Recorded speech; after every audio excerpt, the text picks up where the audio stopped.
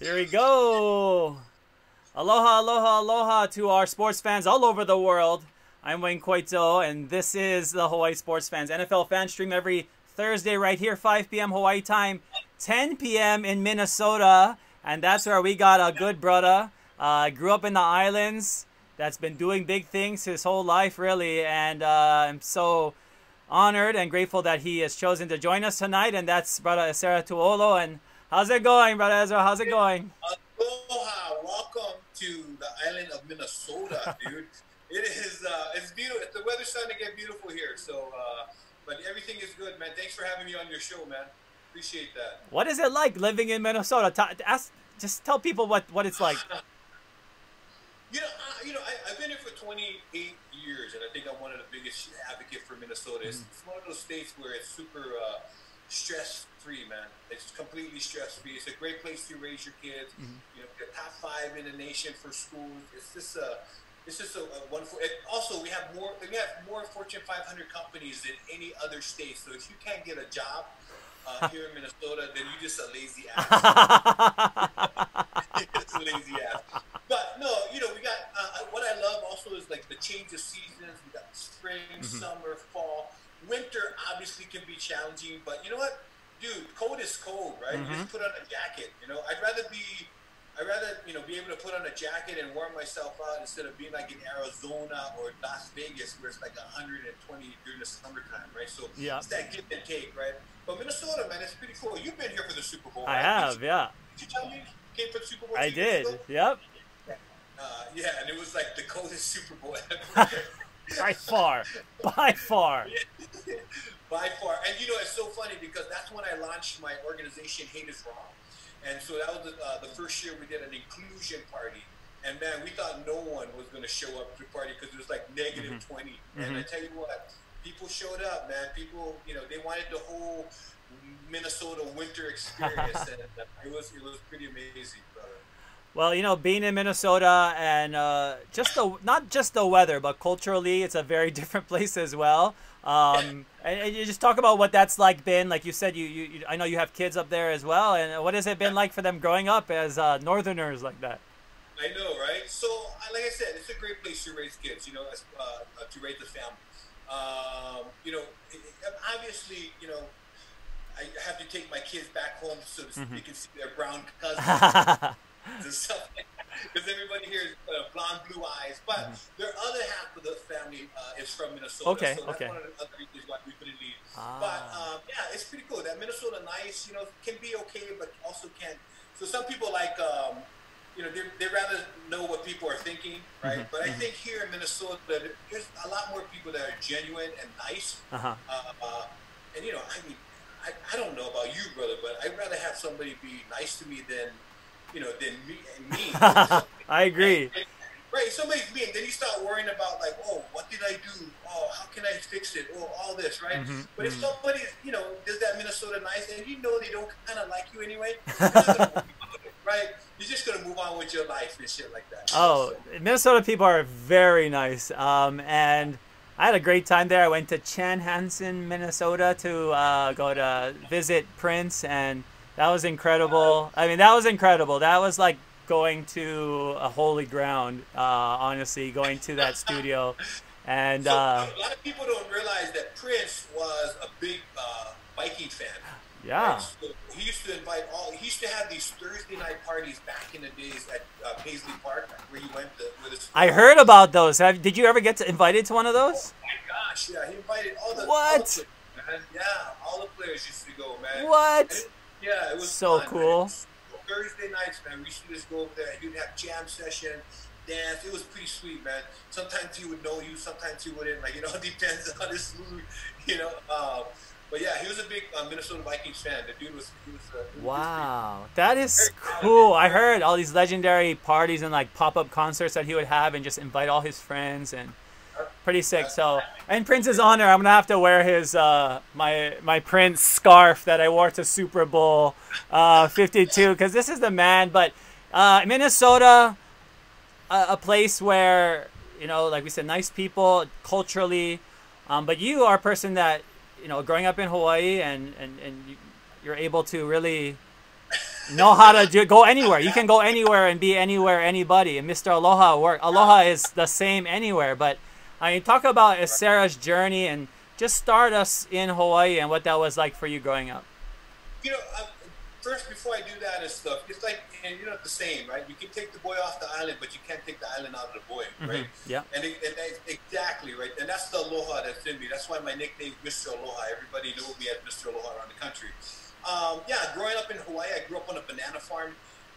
We grew up very humble, very poor and stuff. But my family, my mom and my dad, you know, they provided for us. And, you know, it was as an individual, I'm the youngest of 8 kids in my family. So also, it was one of those things where I was sort of kind of battling with, you know, my personal life, which is, you know, being, you know, closeted, being gay, a gay man, you know, being in Hawaii in that masculine sort of culture and stuff. It was very difficult, right?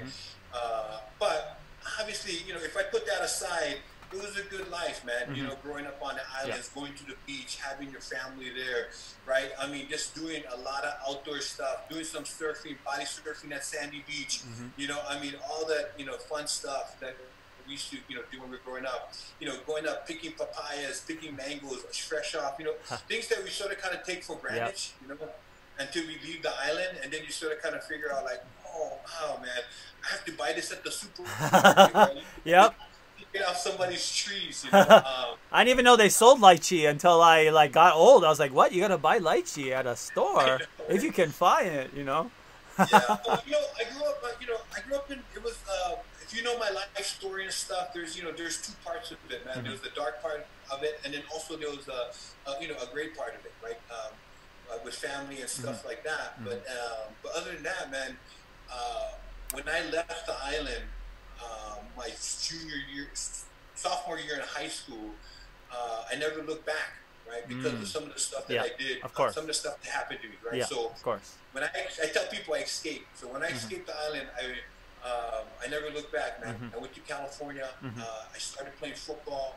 I started doing, you know, playing track, all the things, you know, that I never got to do. And man, it just sort of kind of took me to a different place, right? Took me to college. You know, I was the only one in my family that went to college. Got a full ride to Oregon State University.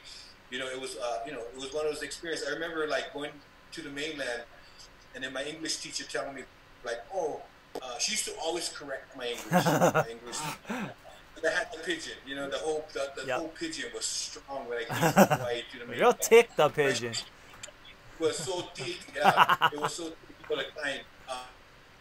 But it was so funny because she used to always like correct me. And I was like, hey, you know, I talked, you know, I pulled her aside and I'm like, why do you always get on me? And then what she told me was, you're gonna have a chance to get a scholarship. Wow. And to pursue your education and get a free ride. And now I'm thinking to myself, this kid from a banana farm in Little Waimanalo, right? Yeah. And I was like, what is that? What is a scholarship? What is, you know, going to college? Are you kidding me?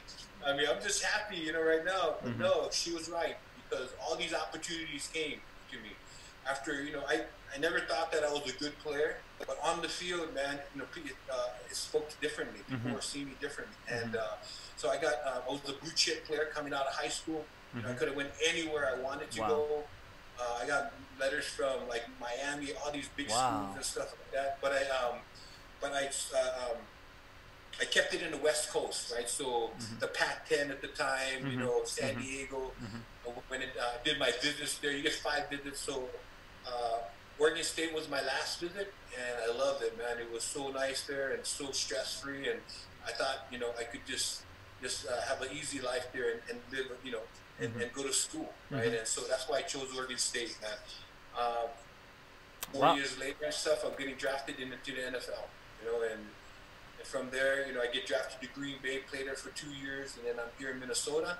Came in Minnesota in 1992, and I never left. Been here for 28 years, brother. So that's incredible. What a journey! But you know, talk about so what did you go to Kailua High School, or what high school were you at in Waimanalo? So I skipped around. I went to baseline league high school in Nevada, Las Vegas. Okay. When my dad passed away, I went to go live with my brother, and then I came back. I went to Kailua for like 1 year.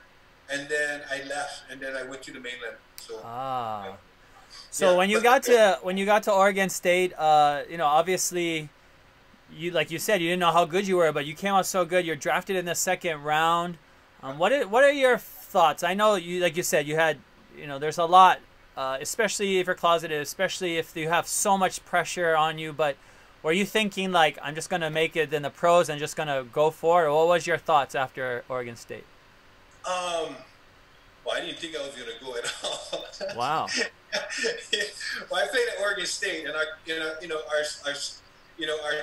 schedule, man. We didn't, we weren't a winning team. We were sort of kind of like the doormats of the Pac-10, right? During that time, so I didn't think that I was gonna, and I go to the NFL, but I wasn't even worried about shit like that. To tell you the truth, right? I just played, man. That's all I did. I was on the field, I played, and then, I just let my performance do the talking in college, right? And so, I got all these awards, Pac-10 of the year. I got the Morris Trophy, right? Yeah. Best defensive lineman of the year, my junior year. So all these awards started coming, but I didn't care because I just wanted to play ball, right? I wanted to get an education. I wanted all of that, but yeah, man, when the opportunity, I was by myself during the draft because I didn't think I was going to get drafted. And then friends of mine came over with a cake, and then we just had a party. And then I remember they went into commercial, and then they came back, and this woman came on. She's like, "Oh, we had the first difficult name of the draft." She said, "Esera Tuaolo."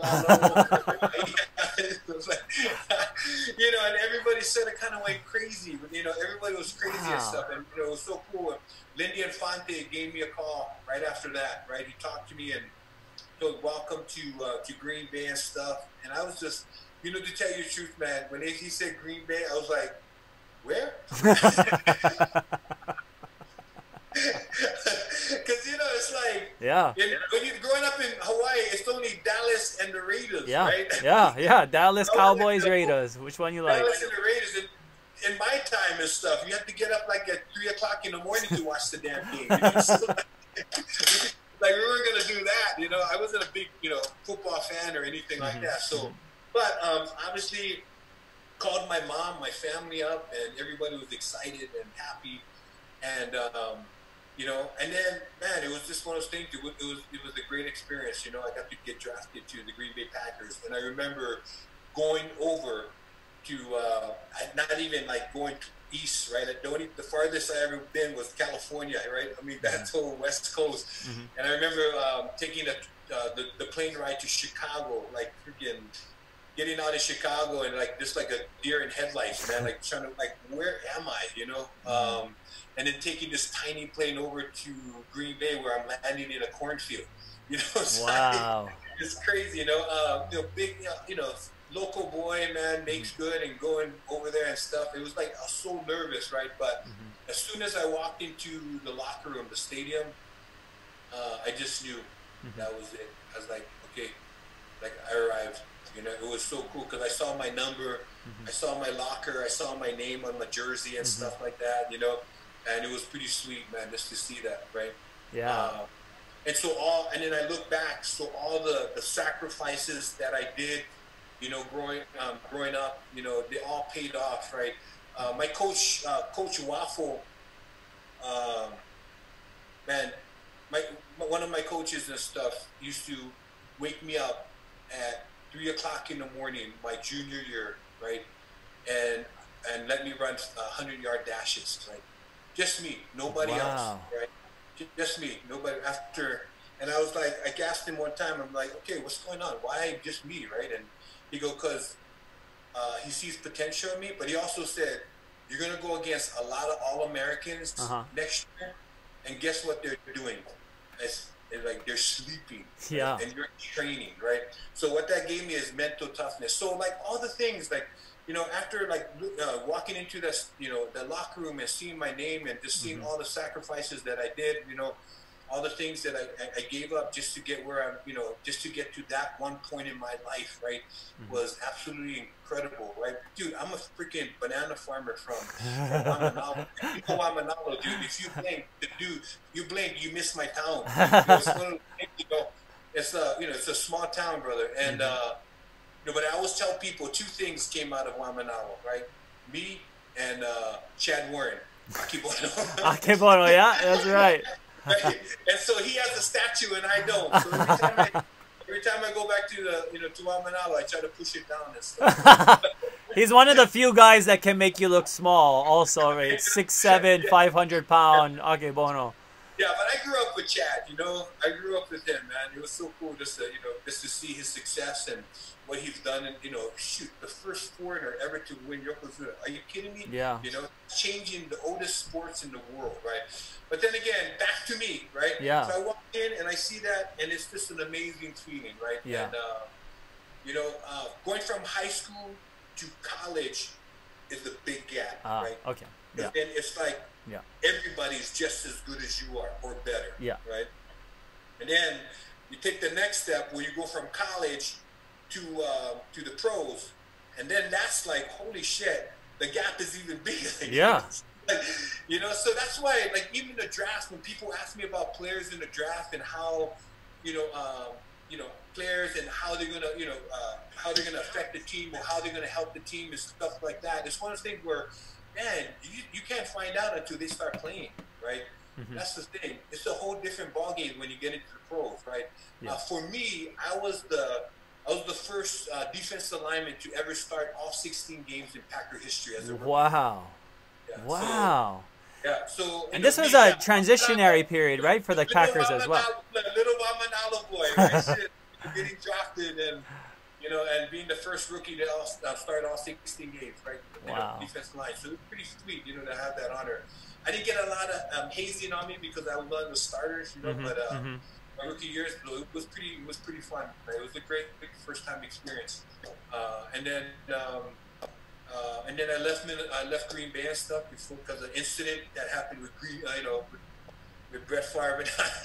I mean, I'm not, you know, this isn't news and stuff. It's in his book. The dude wrote it in his book, right? So. I mean, if you want to bring it up, I mean, we don't have to bring up any Esera stories, but if that's a story you want to bring up or bring up your side, there's always something to hear as well. No, it's no sides at all. It was nothing like, you know, we went to his college town and got into a big brawl. And, you know, I'm Polynesian. Yeah, in Mississippi, right? I mean, I'm not gonna just watch somebody punch somebody in the face. Like, you know, yeah. It's not of our nature. Of course. To do that kind of stuff, right? We're not gonna let our friends get beat up while we're like sitting there like, oh, make another drink. So we got arrested and stuff like that. And I remember after his manager came and got us, Brett Favre's mom, Benita, I love her and stuff. She goes, "You better call your mom in Hawaii." I'm like, wait, like, what did I call my mom in Hawaii, right? So I called my mom and, man, front page Hawaii paper. Esera Tuaolo ballroom brawl with Brett Favre.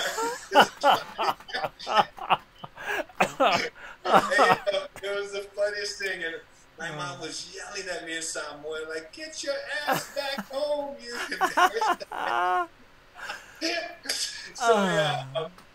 Wow. So anyway, and then when I went back to Green Bay, it was different. But you know, I left there and I came here to Minnesota. And I played here for 5 years, right? And, you know, I also started here, you know, I played behind Henry Thomas, one of the best, you know, nose guards in the country, in the NFL, sorry. You know, and then when he left, you know, I stepped in at the starting role and stuff like that. So, yeah, I got a lot of playing time, brother, you know, in the NFL. 9 years, and I got, you know, 11. Yeah. I mean, that's an incredible journey, and just being able, the fact that you are able to, first of all, playing for 9 years is so long, and it shows your longevity and how well you are able to adapt whenever, you know, you had to go to a different city. Yeah, and then those guys, right? If they change the alignment, you gotta move around too. And yeah, you also, I mean, so, you know, talk about, you know, along your path there, did you, I guess, have to? Did you cross paths? Because it seemed like in the '90s, like anybody in any stories you have of maybe people that came from Hawaii as well that you crossed paths with that you know you were mentored along the way or mentor? Oh yeah, a lot of so when I came here to Minnesota, Al Noga was here, and everybody in Hawaii know Al Noga, right? So everybody that Al Noga, the brother, man, the dude, the sack master, right, for UH. Yep. So yeah, he was here playing in Minnesota when I came, so it was great to I think I played 1 year with him before he left, and he went to go play somewhere else. But it was good to, that he's one of them. Oh my gosh, dude, there's so much. Sapolu, right? I used to, that's my idol, Jesse Sapolu playing against Jesse. Yeah, right on him too, right? Head to head, literally head to head with him. Yeah, literally, like he played guard, and the center and stuff. So head to head, it was just playing against one of my idols and stuff, and one of the the great Samoan players, Anu Sopo, like all those cats, right? I mean, being able to sort of kind of be in their presence and on that level, right? It was absolutely amazing, right? To be on that level with them, right? Mark Tunay that played for Dallas. Late Mark Tunay. Mark and I were related and stuff, so really, it was sad to see him, to see him go and stuff. Yeah. But I remember when he made the Pro Bowl. We had a big luau, man. It was so much fun, right? Yeah, it was so much fun. I had a great time. Yeah, that must have been a rough day. Do you remember? I mean, do you remember when you first heard the news and where you were at that time? Yeah, I was here in Minnesota, and heard the news and stuff like that. And it was, shocking, like anything else, right? When you lose a brother. Yeah, yeah. When you lose a friend that you don't think will ever, you're not gonna, you don't think your friends are gonna die, right? Yeah. I mean, when you sort of kind of think you're invincible, and yeah. so it's one of the things where, when somebody close to you passes away, you sort of kind of, you're in a daze, and you sort of can't believe it. But then also, it's a little bit easier, right, when you live far away from that person, because in your mind, you can always think that person is in Hawaii, right? Yeah. Yeah, yeah, that's right. So it's sort of kind of, we don't see him. I didn't see Mark every single day, like something that, so that's the thing. When you lose a friend that you live by and stuff, and you're really close to, that's when it sort of kind of hurts a little bit. And it still hurts. Don't get me wrong, but it was like one of those things. I could always imagine Mark in Hawaii. Of right? course, so, yeah. Well, and then you play '99 is your last year, and we see you burst onto the scene again for other reasons in 2002, and just talk about from that point on. And I mean, that's when the real renaissance, man, when we get to see all the different sides of Esera Tuaolo, and the good and the bad, and the good, and that's the thing about Esera Tuaolo. He's himself, he is everything that Mr. Aloha, and that's a part of him, and that's a part of a lot of Polynesians. We're so multifaceted, and that's such a great thing that you get to show that, but it's not been easy for you as well. So, just talk about from that on. Yeah, in 2002, but before, are you there? Oh yeah, I'm here. Yep.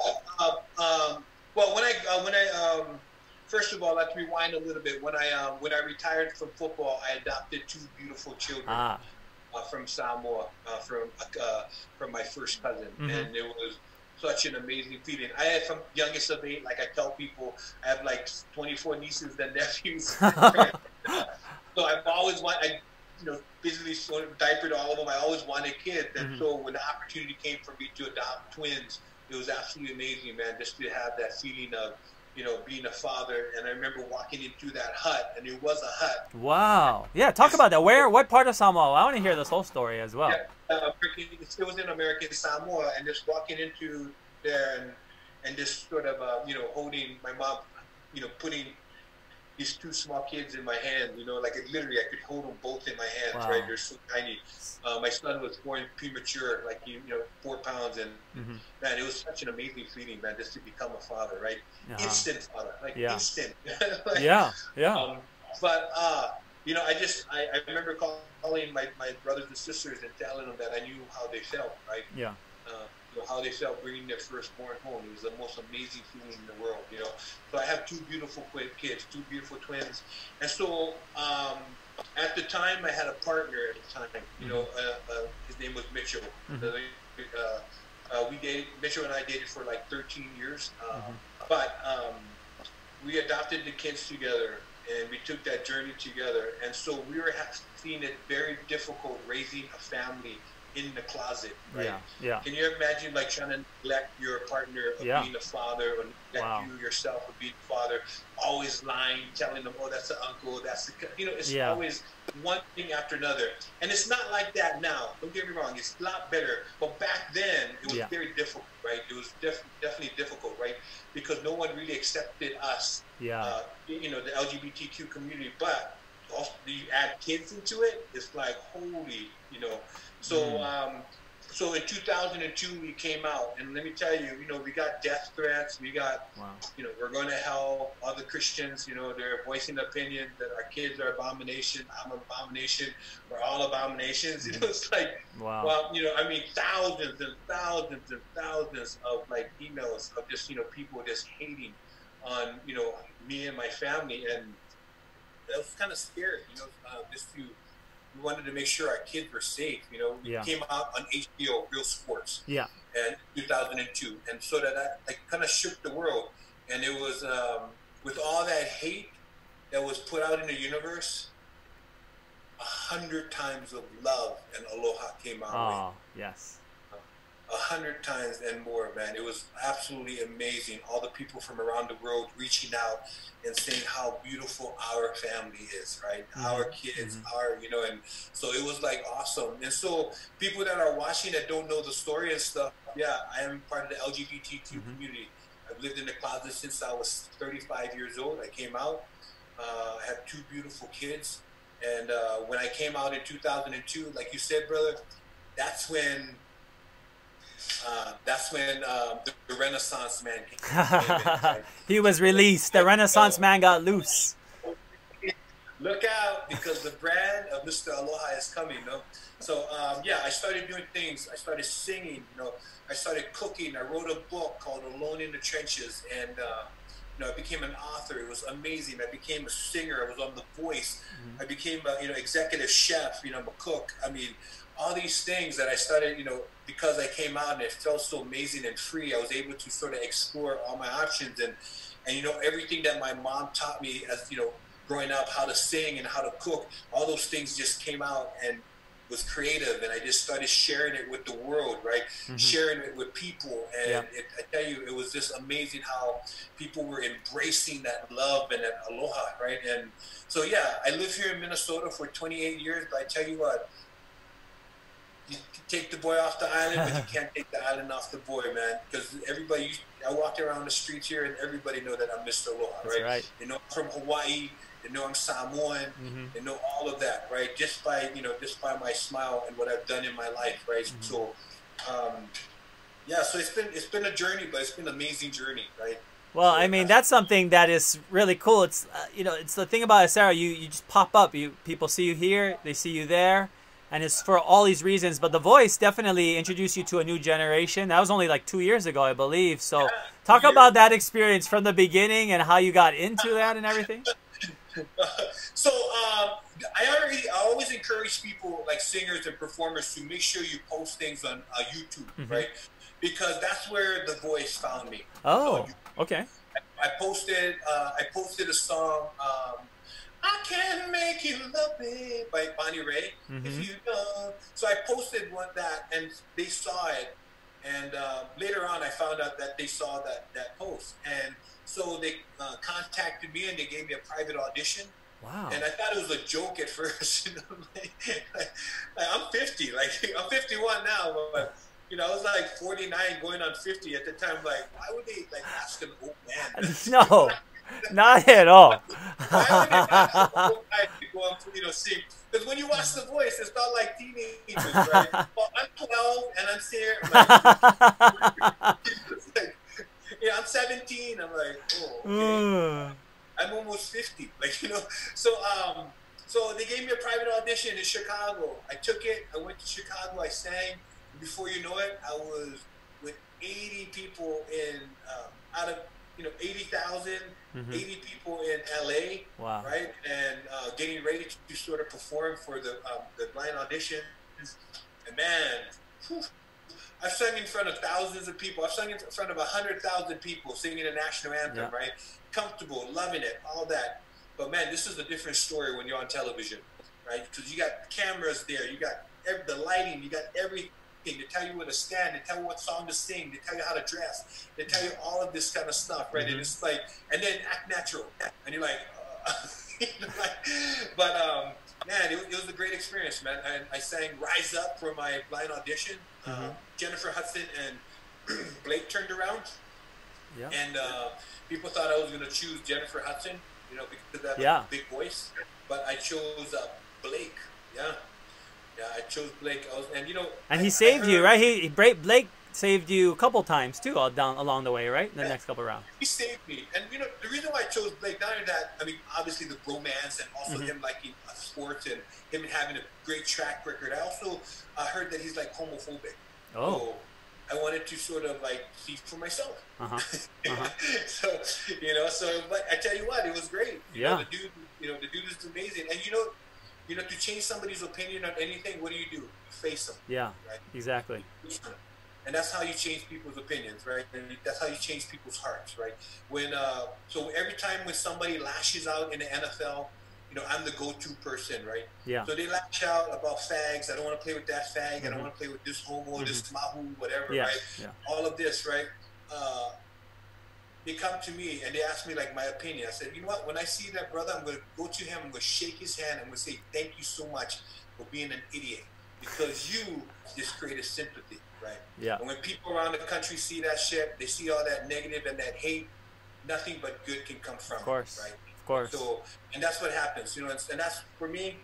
And it's just common sense stuff, right? It's nothing big. It's just common sense. So that's why I chose Blake. I wanted to confront him. I wanted to stand in front of him face to face and see like what he would say. How would he react? How would he do? The dude was amazing. Wow. Yeah. Powerful.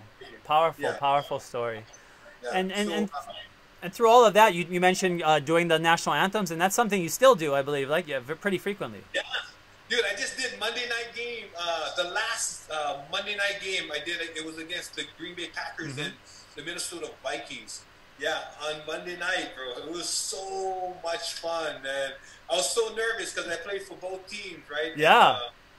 And I had a buddy of mine, David Feely, freaking amazing guitar. He's my guitar player, man. The dude can jam. So him and I was out there. He played the guitar. We did our little twist on it. I loved it. Yeah, I love it. Talk about that. Did you arrange it as well? Yeah, we both arranged it. David and we arranged it. You know what? We sort of kind of. I always thought it was boring, right? It's a powerful song. It's good, right? But it was boring. So I wanted to be more triumphant. Yes. Right? I want it to be a little bit faster. I want it to be in, just a little bit stronger and have that to it, right? Yeah. And, so that's why we changed it up a little bit, and people loved it.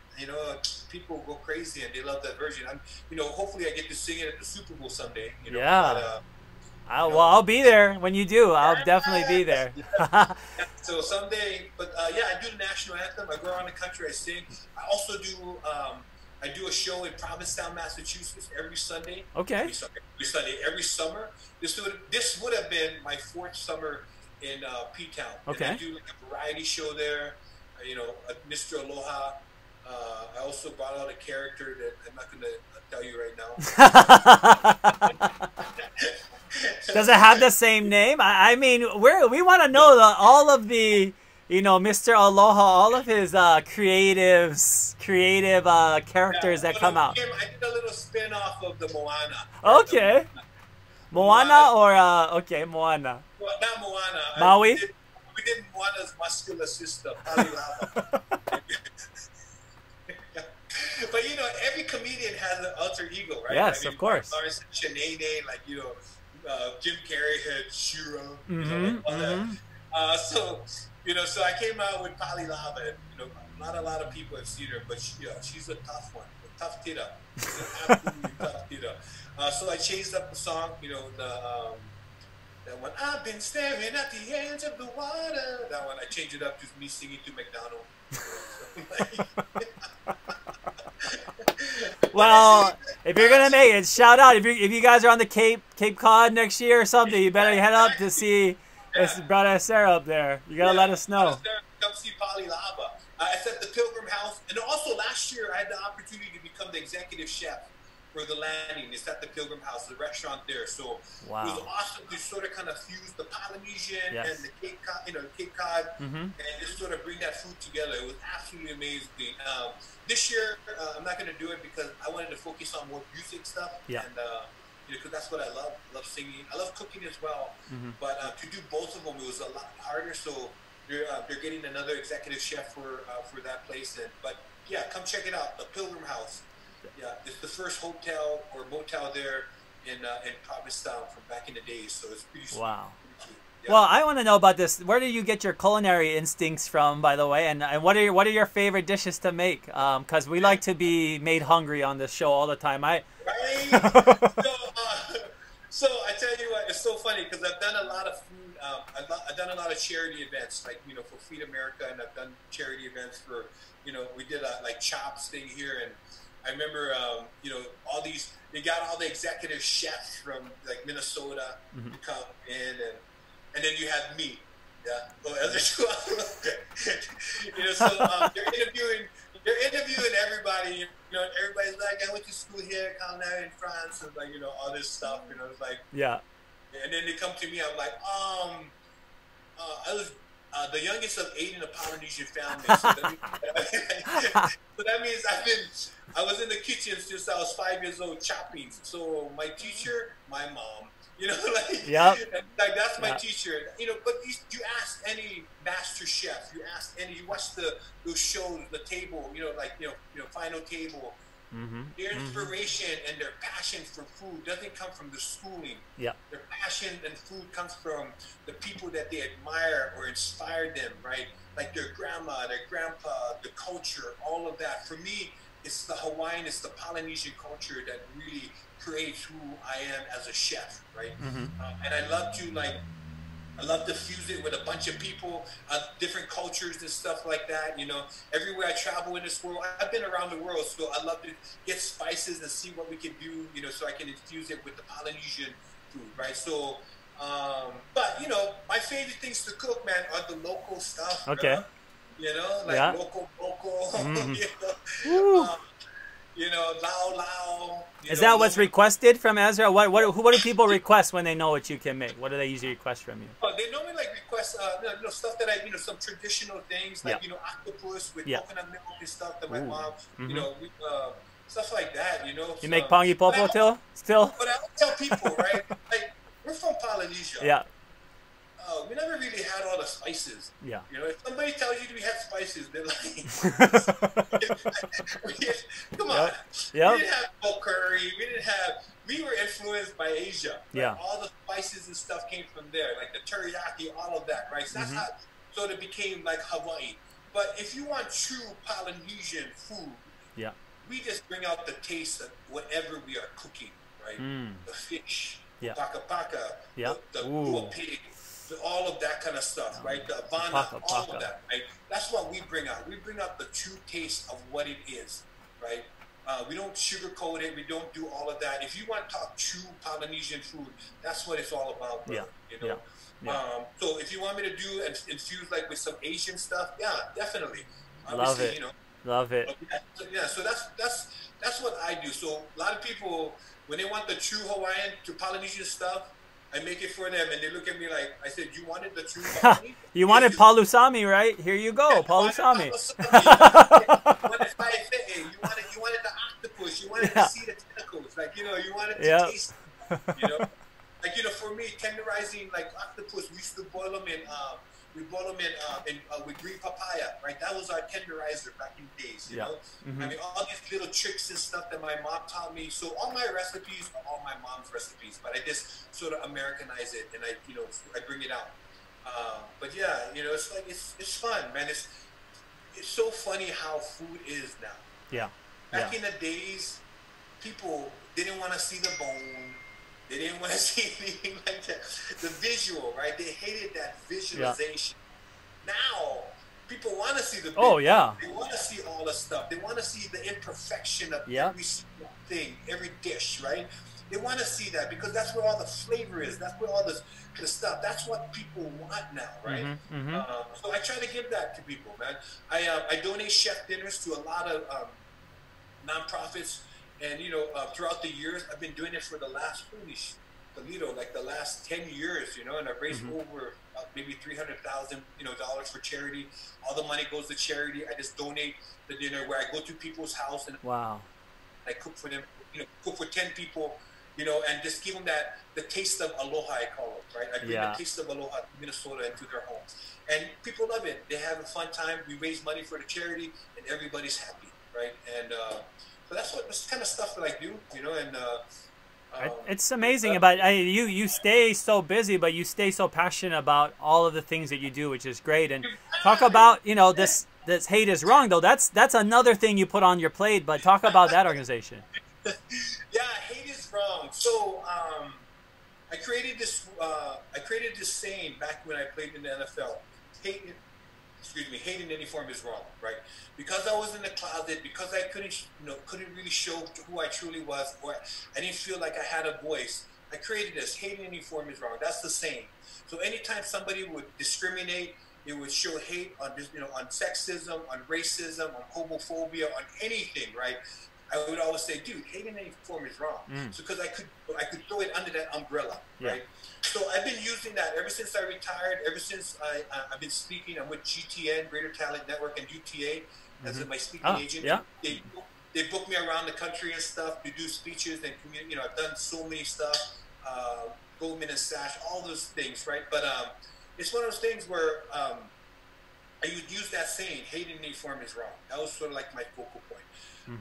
So when the Super Bowl was here in Minnesota like 3 years ago, I turned hate in any form is wrong into hate is wrong organization, right? And so we're a nonprofit. We raise money for anti-bullying programs, right? We do a Super Bowl party every single year, so you better come to next year's. Oh, I will be there. I'll be there. We throw in Tampa Bay. We throw a Super Bowl, and party, and 100% of the proceeds go to anti-bullying programs in the city where the Super Bowl are. So we're gonna travel around. We also do an inclusion panel where we bring experts from around the country to talk about hate and how in sports and how we can sort of work together to eliminate hate, right? Also with the LGBTQ community and all of that. So it's absolutely amazing. It's so much fun. And you told me and stuff. I mean, you just mentioned something earlier, like you do everything with passion. That's how you got to approach everything, right? You just take it one day at a time, and you take it. You just take it with a bunch of passion and a bunch of aloha. I think it's easy because I grew up in Hawaii. Yes. Then it's one of those things where we were always surrounded with that aloha, right? That love, right? The vibe and stuff like that, right? So I sort of kind of bring that now that I'm out and I'm proud to be. I mean, being gay doesn't define who I am, right? So I just now sky's the limit, brother. If I felt like this while I was playing, man, look out. I played 9 years. This stuff. I played in 111 games. I started 47 of those games, in my career. Wow. It's one of those things where if I was out and I felt this way, Do you think that, when do you think the first, I think it'll happen eventually, but do you think we're still a ways out before an active player comes out while they're still playing? I think, we soon, someday. I know a few. I know not just in the NFL, but I also know a few in other sports. This is the thing, right? They just don't want to be labeled. I'm not sure if you understand. No, I totally get it. I totally get it. Totally. They don't want to be labeled. Right? Because as we know, anytime somebody comes out and stuff, they put them in the box. Of course. Right? They put them in that box and stuff, right? I mean, and that's the thing too for us in Hawaii. It's never, like you said, we have our own issues, but Polynesians at our core, that's not who we are. At Polynesian at our core, we, especially Samoans, Hawaiians, this is a part of who we are. But, it's not easy when you go out into the world, the West, and have that platform as an athlete as well. And, you talked about there's people actively playing. Is there, do you mentor, or do you actively have people reach out to you as well? Oh my gosh, definitely, all the time. Yeah, all the time, right? And it's yeah, definitely a mentor. I also mentor a lot of kids and stuff that are coming out, that play sports, and as athletes, as not, I don't call myself as a role model. I call myself I call myself as a servant, right? Mm-hmm. And all these athletes that are coming out, it makes it so much easier for our younger generation, for people to sort of see themselves. Yeah, right? yeah. Like, oh, wait a minute. That's always the case, right? When you see yourself, like, then it makes it a lot easier, man. Growing up, I didn't see myself, Yeah. right, in the NFL. I didn't see myself in professional sports. I didn't see myself, right? So that's why it's so encouraging for all these athletes to come out, right, Yeah. and come out and show their pride and show who they are, because it's one of those things where it shows our younger generation, wait a minute, that's me, man. Yes. I mean, we come in every shapes and sizes. There's from RuPaul's Drag Race, drag queens to like the athletes to super. I mean, all of that, right? It's all. We're all one community and stuff. But there's not really, when you see it out there, you don't see me, right? You don't see. Of course. And that's what that's what a lot of these athletes that I mentor, a lot of these kids and stuff, they want to see people like them. Exactly. Right? They want to see that. That's the kind of. But you know what? For television, that ain't. What you call that? That's not marketable. Yeah. Yeah. Yeah. Well, I mean, in some ways, people say it's not marketable, but wait a minute, you're acting straight. Like, what do you mean acting straight? This is me. The only thing that's different between you and me, brother, is that who I decide to give my heart to. But other than that, yeah, exactly. Dude, yeah. You act as if like I'm trying to act like you straight. No, I'm sorry, that's not what it is. So a lot of times it's that, man. They just don't want to be put in the box. They don't want to be labeled, right? Of course. They want to and as we know, and people may say, no, that doesn't happen, or this doesn't. Bullshit. Come on. I mean, people treat them differently. People start doing, so that's what they don't want. Well, there's, people, the argument, well, they'll get sponsorship. Yeah, they'll get sponsorship, but they also want to be known as an athlete. Yes. Yes. Right? Yes. So all those times when I used to wake up at 3 a.m. in the morning and run those 100-yard dashes for time with my coach, right? All the times of stuff I gave up without, not going to party with my friends and, getting some rest for the next day. All those sacrifices that you did, that I did, those are the things, right? We want to be like remembered for, right? The hard work that we put into it, right? Yes. Well, you talked about, I mean, this journey of yours, it seems like it's still just beginning. Esera Tuaolo, it's like your story is still being told, and there's still mountains that you want to climb. But talk about some of your future goals, what you have from now. All right, so I went to the Super Bowl. Right? I was on The Voice. I'm an author. I was an executive chef. I have an organization called Hate Is Wrong. But there's only two more things, right? I want a Grammy. That's one of the things. I love it. Yes. I want a Grammy, and I want to be in a featured film, or I want my own sitcom. I love it. I see it already. I see the sitcom already. I see it already. We're living the sitcom, the Esera Tuaolo sitcom. Yeah, but that's, working on a few projects and stuff with friends and stuff like that, and you know what? It's time. It's definitely time, right, to show that aloha around the world. So. Well, we're gonna let you. Before we go, we want you to share your aloha with us through voice and song. If you could give us a rendition of something to lullaby as the evening sets around us, or whatever. Esera Tuaolo. It still happens. I have my ukulele. So this is the first song that I sing. It's one of an old school Hawaiian favorite. And yeah, it's an old school Hawaiian favorite. So I hope you guys. This is the first song my mom and my dad taught me. So I hope you guys like it. Right? Wow. Shoot again. God bless my daddy. Remember this one? Yes.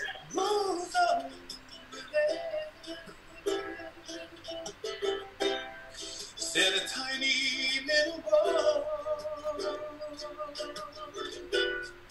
in his tiny little bed. That is my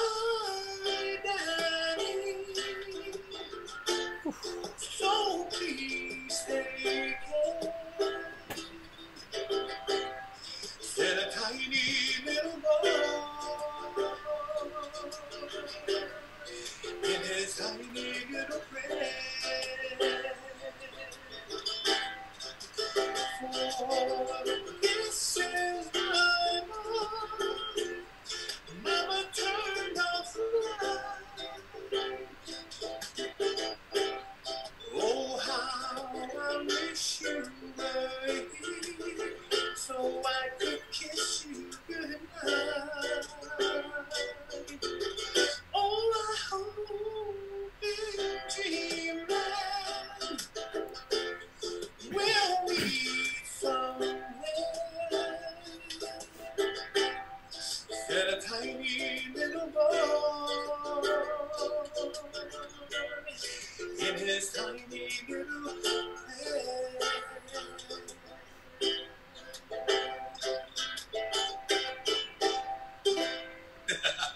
Yeah, there's a shorter version of that. Oh, so, wow. Anyway, Well, I'm like, so much brought up. I'm so emotional right now. I mean, that was beautiful. And makes us all homesick for people watching all over the world. But I just want to thank Esera for sharing his story. And, geez, making me emotional thinking about that. Brother, I appreciate you, man. I really do. Thank you for sharing the story. Keep doing what you're doing, man. This is amazing. Well, Esera Tuaolo, the Mahalo Nui, and please follow him at Esera Tuaolo. And that's all. I mean, what else is there to say? Mahalo for joining us. We'll see you all folks next time. Aloha. All right, love you guys. Aloha.